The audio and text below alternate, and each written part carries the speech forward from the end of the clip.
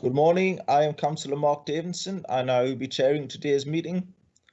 Welcome to this remote meeting of the Pension Fund Committee taking place on the 11th of March 2021, which has been recorded live to the Council's website and will be available to be viewed for a minimum of 6 months. Please be aware that any footage from the meeting can be used in subsequent media broadcasts. I would like to welcome members, officers and any members of the public or media who are watching this live feed of the meeting. Before I commence the formal business on the agenda, I'd like to cover some of the housekeeping issues for us all to follow. All participants must please mute your microphone, and to speak, use the chat function on the right-hand side, type in RTS, which is request to speak. Remember, everyone in the meeting can see the messages in the chat function. When invited by me as chair, please remember to unmute your microphone. Once invited to speak, please introduce yourself with your name and position, unless you have already introduced yourself. If you are having issues with connectivity, try switching off your video and just use the telephone function. If connectivity issues continue, you may have to leave the meeting and rejoin to get a better signal. If my connection is lost, the Vice Chair, Councillor Owen Temple, will take over until my connection is restored.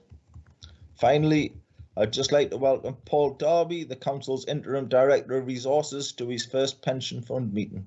Welcome, Paul. So moving on to the agenda.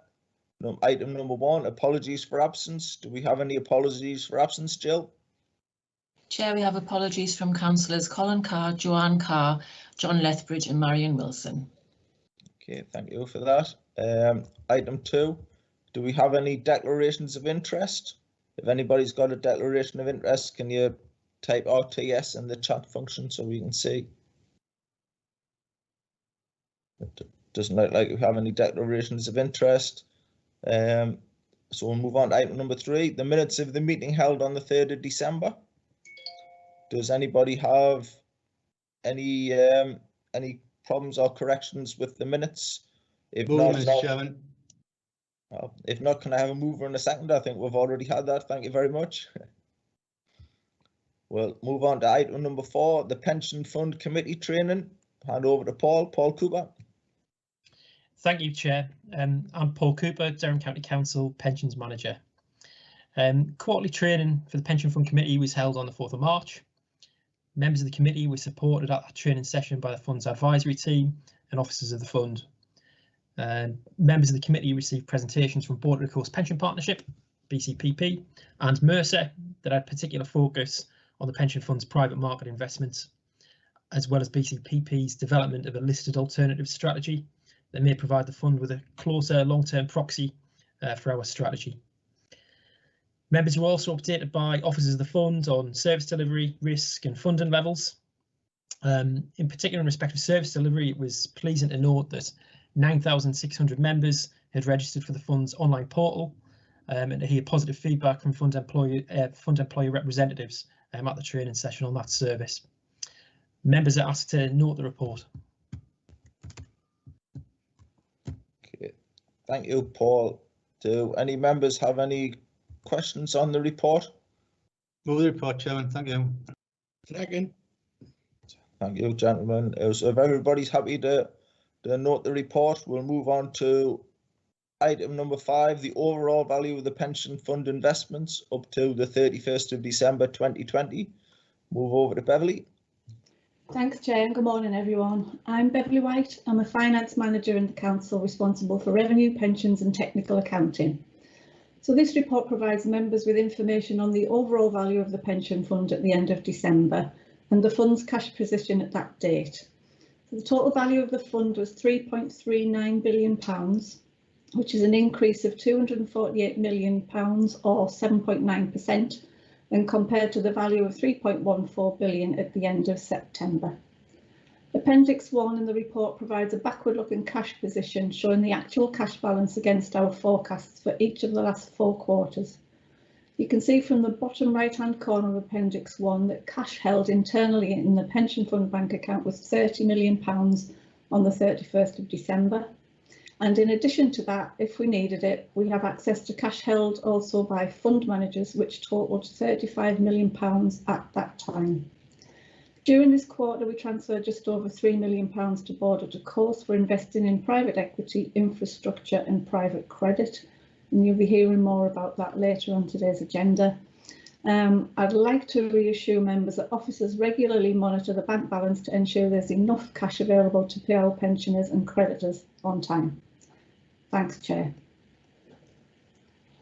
Thanks for that, Beverly. Do any members have any questions for Beverly on the report?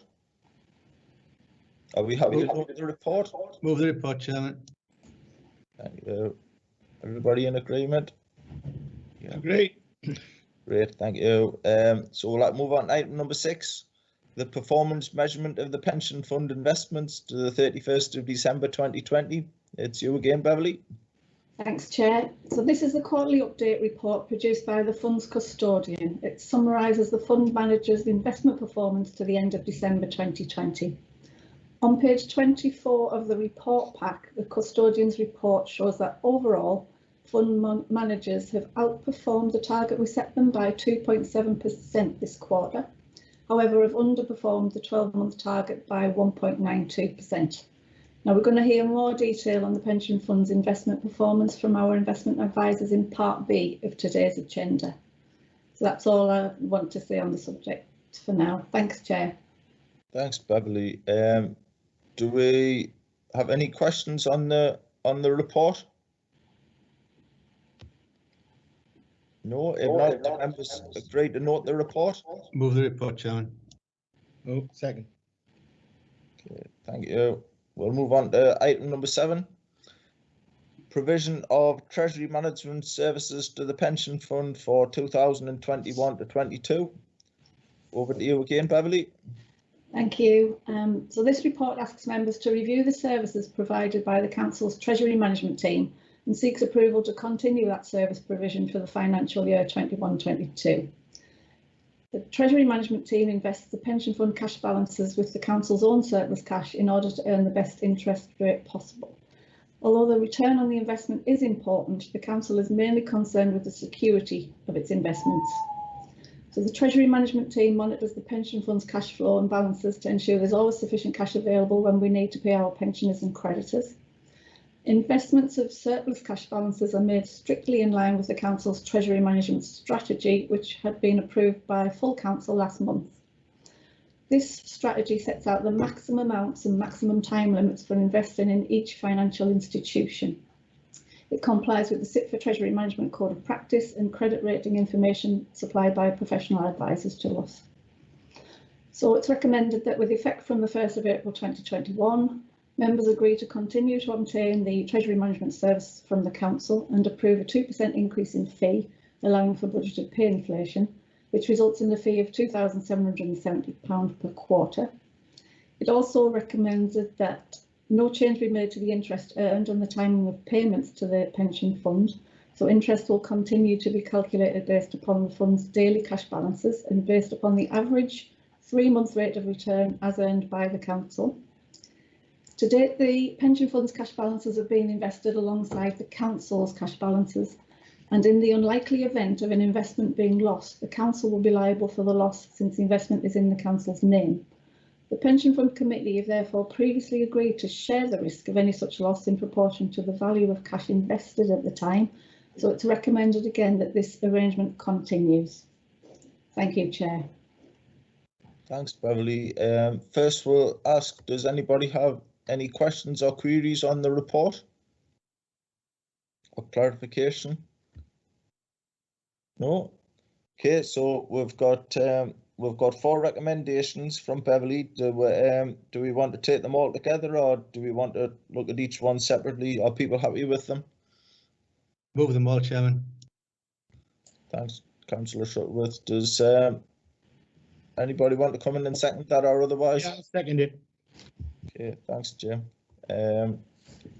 So if everybody's happy with that, we'll move on. Anybody not happy has got 10 seconds to let us know. Looks like everybody's happy with that, Beverly, so we'll move on to the next item, which is the short-term investments for the period up to 31st of December 2020. Yes, so this is follows. Your last one, Beverly, finishing off your marathon stint. Thanks, Chair. So, as agreed by the Pension Fund Committee last March, the Council's Treasury Management teams invested the pension fund's short-term cash balances on the fund's behalf. They do this in accordance with the Council's Treasury Management policy and investment strategy, as we've just discussed in item 7 of today's agenda. So that sets out the limits regarding the maximum amounts and the maximum length of time deposits can be placed with each financial institution. At the end of December 2020, the pension fund's cash balance of £30.29 million were invested in the institutions which are set out in the table in the report in paragraph 4. The table in paragraph 5 shows that the net interest earned in the quarter was £2,605 after the fee of £2,715 was deducted, which is to pay for the council's service. And the average rate of interest earned was 0.05%. Thanks, Chair. Thank you, Beverly. I've got a. Oh, it's just popped up. RTS, John Shuttleworth. Yeah, thanks, Chairman. Just in relation to the rate of interest that we've got, I know interest rates aren't good, but 0.05 is pretty poor in the grand scheme of things. And we get 0.5 sticking in a coal house, really, you know. Is there no other place we can put it? Because I mean, at best, I mean, I shop around for bits and bobs, and at best, you know, you can get, you know, 0.7s and 0.6s even now. But I mean, at this point in time, you're getting, you know, 0.75s and that, you know. Do you want to answer that one, Beverly? Yes, thanks, Chair. So this, the average rate of interest earned is based upon sort of the financial institutions the council is advised it can invest in, and for certain lengths of time. So this is always the 3 months average rate of return as well, because the pension fund's cash, we have to have access to it kind of immediately should we need to draw from it, because we don't keep that much in cash. So we are restricted to the financial institutions that we do invest in, and we do follow the advice of our advisors and clearly our Treasury Management policy and investment strategy, which limits who we can invest in and the times, the length of time we can make those deposits for. Okay, fair enough, thank you. Okay, thanks for that, Beverly. Move the report in the back of that. Can I just ask a quick question to Beverly? Yeah, sure. Is that just purely these institutions that were allowed to invest in? Is that just purely on risk based? So the minimum amount of risk possible that for us to be allowed to invest in? Yeah, it's they don't actually name the institutions as such, but what they do is give us a credit rating, and then the advisors, and they'll give us information every month, every week on which kind of a list of the actual banks that have such credit ratings. So it's fully on the advice of our professional advisors on credit. Thank you. Thanks for that question, Jim. If nobody else has a question, do we agree to note the report? Agreed. Agreed. Okay, thank you. We'll move on to item number 9, which is the internal audit progress report up to the 31st of December 2020. And I'd like to invite Paul Monaghan to give his report, please, Paul. Thanks, Chair. Yes, I'm Paul Monaghan, Audit Manager for Durham County Council. So this is the Q3 progress report for 2020-21. The table in paragraph 6, that shows the status of each review in the plan as at the end of December 2020. So of the 9 assurance reviews in the plan, 3 have now been completed. However, it has been agreed with the service to defer 2 of the reviews of the 9 to 2021-22. And that's all I was going to say on this report, Chair, unless there's any questions. So members are asked to note the work undertaken by internal audit up to the end of December 2020. Okay, thanks for that, Paul. Does anybody have any questions for the report? Move the report, Chairman. Hang on, we've got an RTS from somewhere. Owen? Yeah, Chair, thank you. I just thought it was worth passing on our congratulations to the pension administration team. It's quite rare in my experience with 13 years on the audit committee to find so many substantial assurances on their records. So I just think it's worth our while as a committee saying well done to the team. Okay, thanks for that, Owen. Yeah, I think that's a good point, and I'd like to put forward our thanks to everybody on the team, Paul, because it's working really well. I think that the two teams working together, and obviously the external audit, who haven't got a report on today, but the external audit seem to be finding the same things as the internal audit as well, which is always pleasing. So we'll move on to our next item, which is the draft audit plan for 21-22. I think we already know what two of the items are going to be. We'll hand over to Paul again. Thanks, Chair. Yes, this report sets out the draft plan for 2021-22. The plan shown in the table in paragraph 6, and this has been put together following discussions with managers and also after reviewing the strategic audit plan. So members are asked to note the draft plan for 2021-22. Okay, thanks, Paul. Your reports are short today, mate. Do we have any questions for Paul, or do we agree to note the report? Note the report, Chairman. Agreed. Thank you. Thanks. That's you done, Paul. Thanks very much. We'll move on to item number 11, which is the agreement of the accounting policies for the application in the 2021 financial statements for the pension fund. That was a mouthful. Beverly, it's you again. Thanks, Chair. Yes, we closely follow the latest 6th Code of Practice on local authority accounting when compiling the annual statement of accounts. And there have been no changes to this year's code affecting the pension fund accounts preparation. As such, we're not proposing to make any amendments to the policies set out in last year's pension fund accounts, as they still remain appropriate for use in the preparation of this year's accounts. So most of the accounting policies applicable to the pension fund relate to the valuation of assets held and the recognition of contributions and benefits. So the full list of accounting policies we intend to apply, which I don't intend to go through in detail, in the preparation of the pension fund statements for 2021 is detailed in Appendix 1. So I ask members to approve their use in the preparation of the 2020-21 financial statements for the pension fund, and also authorise the Corporate Director of Resources to revise the accounting policies if any changes are found necessary between now and when the accounts are prepared. Thanks, Chair. Okay, thank you, Beverly. Do we have any questions or queries on this one? Move the report, Chairman. Okay, so we're happy to agree to the recommendations that Beverly's put forward. Is everybody in agreement? Agreed. Agreed. Okay, thank you. We'll move on to item number 12, which is the pension fund policy documents. Paul Cooper. Thank you, Chair. As members will recall, we review the fund and strategy statements, often referred to as the FSS. Committee review this annually, and officers seek delegated authority from the committee for any amendments that are needed to be made to the FSS. The key changes that I would highlight to members of the committee is in respect of statutory guidance that's recently been published for pension funds, in respect of new employer flexibilities. So the introduction of these flexibilities is proposed to be reflected in the FSS, with the intention that the detail will be outlined, our policy approach will be outlined in a separate policy, expanding our existing policy on employer exits. This will be done on advice of the pension fund's actuary and in consultation with the fund employers. What are those flexibilities that are being introduced? So briefly, this is around flexibilities for employers who are potentially leaving the fund. So the three flexibilities are the spreading of exit payments, deferred debt arrangements, and revision to employer contribution rates. At the time that I wrote the papers, we were waiting for the statutory guidance that is now being published. Our actuary, Aon, is reviewing the statutory guidance, as well as officers at the fund are doing the same. And Scheme Advisory Board have now published support and advice on that.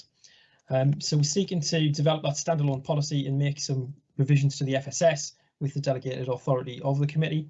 We will go out for consultation with participating employers on that. So before the recommendations, I invite any questions, Chair.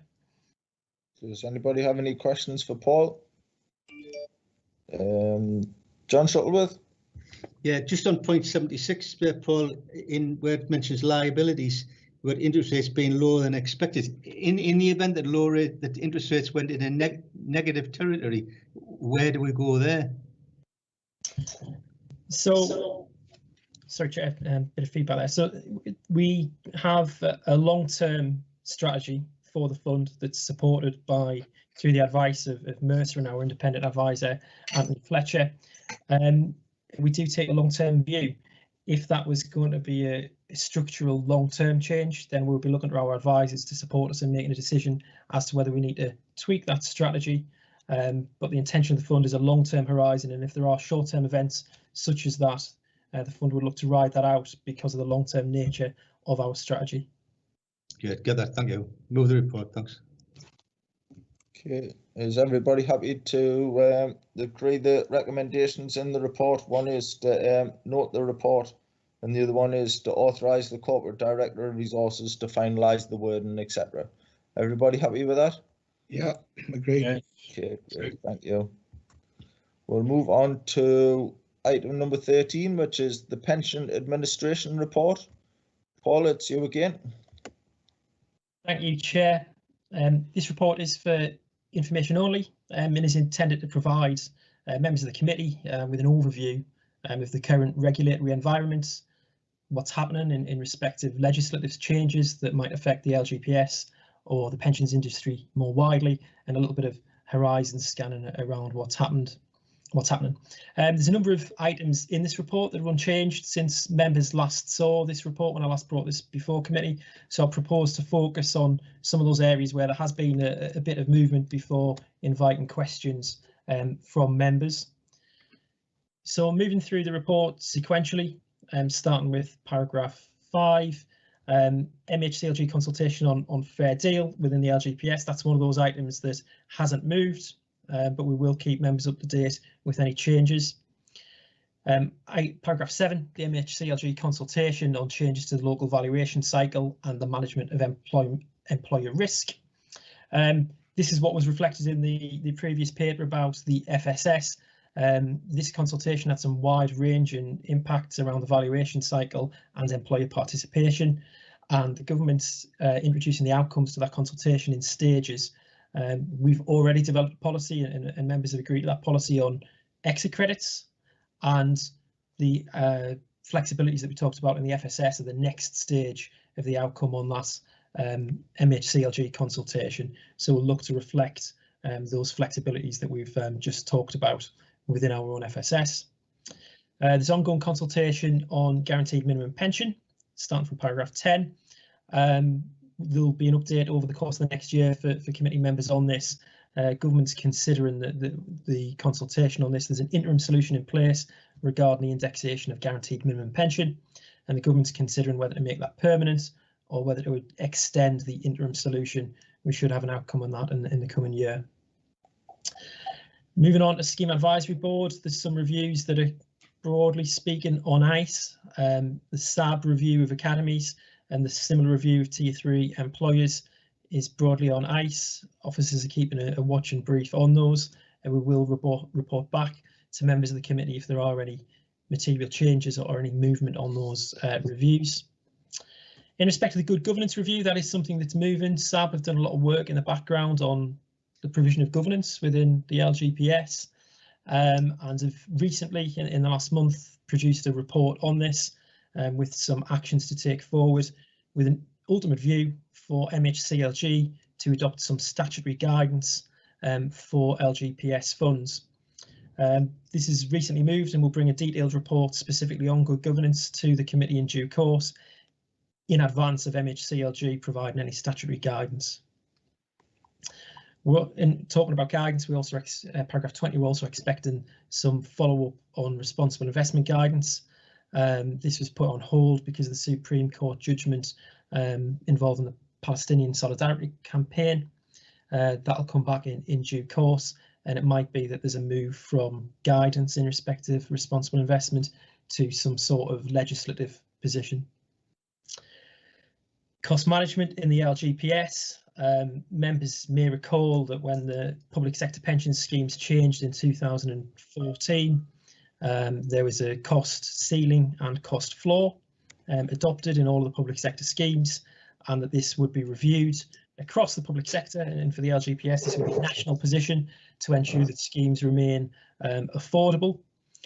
Because the McLeod judgment that we've all heard a lot about, the McLeod judgment meant that it was impossible or difficult to run this review until the outcome of the judgment in McLeod, but we are expecting that there'll be further steer in the LGPS shortly, whereby that cost management arrangement kicks off again, and that review will take place, so we'll keep members briefed on that one. Moving on to paragraph 27, where we look at items that are not necessarily specific to the LGPS and have a broader scope. Public sector exit cap, which we've talked about before in committee. Broadly, I would direct members to paragraph 32, which takes us to the outcome. We had expected the public sector exit cap to affect the LGPS, and indeed there was consultation on further reform to the LGPS itself. However, on the 12th of February, somewhat suddenly, the exit cap was disapplied through Treasury direction orders, the exit cap directions 2021, and on the 19th of March we expect legislation to be passed that will completely disapply they'll actually revoke, not just disapply, will completely revoke the exit cap. What does that mean for the fund? Well, for the pension fund, it means that we were, as we were in the autumn, that there is no cap on redundancy payments, that the cost of letting someone go early for a participating employer is not capped. There was some legal uncertainty created by this process that had a greater effect on our participating employers than the fund itself. But the position from the 19th of March certainly will be as we were before those regulations ever came into force. Ttfd report, and this is something we've discussed in the committee and in training previously, and members have received a presentation from Mercer, and we'll be looking to provide some more detail on TCFD over the summer around those key themes related to climate change and climate risk. So we will be providing further detail on that one going forward. In respect to the UK Stewardship Code, this is an industry-wide initiative. Within the fund's investment strategy statement, we say that we would be aim to be signatories of the UK Stewardship Code. The Stewardship Code has been updated, and we'll seek to meet the criteria of the Stewardship Code. I would draw attention to paragraph 38. Officers are working collaboratively on this one with other pension fund leads across border to coast to make sure that we can comply with the requirements of the Stewardship Code. In respect of minimum pension age, which affects members of not just our scheme but all pension schemes, the government's proposing to raise the minimum retirement age from age 55 to age 57. And finally, Chair, if I may, since the time of writing things, there's a lot of moving parts, in particular on the public sector exit cap. And one thing I'd probably draw to members' attention is that the government did, in the Treasury direction order that was recently published, suggest that they will bring back an alternative to the existing public sector exit cap, that the intention is that they'll bring that back at pace. We don't know what that looks and feels like yet, but clearly officers are keeping a really watchful eye on that, and we'll bring the detail of that back to members as that emerges. Reports for noting, Chair, but I'm happy to take any questions that members may have. Thanks for that, Paul. I had a bit of reverberation there. Thanks for that, Paul. Do we have any questions on any of the subjects? There was quite a few in there. Jim? Just a quick question on that last point. Raising the retirement age. Are they expecting a bit of flack on that one? Minimum retirement age to 57. Yeah, so it's long been a policy intention that the minimum retirement age in the UK would be pegged to state pension age, so that would be linked to 10 years of state pension age. State pension age has already increased to 67, and it's trying to bring it in line with that link to state pension age. There hasn't been a huge amount of press on it as yet, Councillor, but I guess as the 2028 implementation date nears, then I I think there'll be more debate around this. Thank you. Anybody else got any further questions? If Move not, it, Mr. Chairman. do we agree to note the report? Thanks. Thank you. Everybody happy with that? Yeah. Yeah, great. Yes. We'll move on to item number 14, which is the feedback from the local pension board. I see that we have Ian Denson and Councillor Hopgood, who were two of the members of the pension board, and I'm sure that Paul will give us a little update, and then they can come in with any observations that they have. Paul? Thanks, Chair. Just before members of the board provide any feedback to the committee, I thought it was worth just updating the Pension Fund Committee that the meetings of the local pension board were reconvened from December 2020, and in line with the terms of reference of the local pension board, there will be 2 meetings in this calendar year, which meets the requirements of the terms of reference of the local pension board. Just to briefly update members of the committee, the board met, as I say, in December 2020. The first item of business of the board was to elect a new chair, and Councillor Hopgood was elected as chair of the local pension board. The board were updated on matters that are arising since their last meeting, and that included the decisions made by Pension Fund Committee and updating the board on the outcome of the pension fund valuation.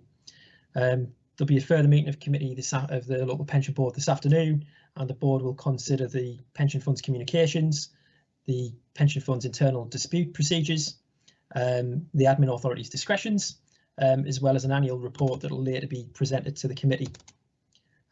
So if the members of the board have any feedback that they'd like to provide to the committee. Thanks for that, Paul. Do members of the pension board have any feedback for the committee for this meeting?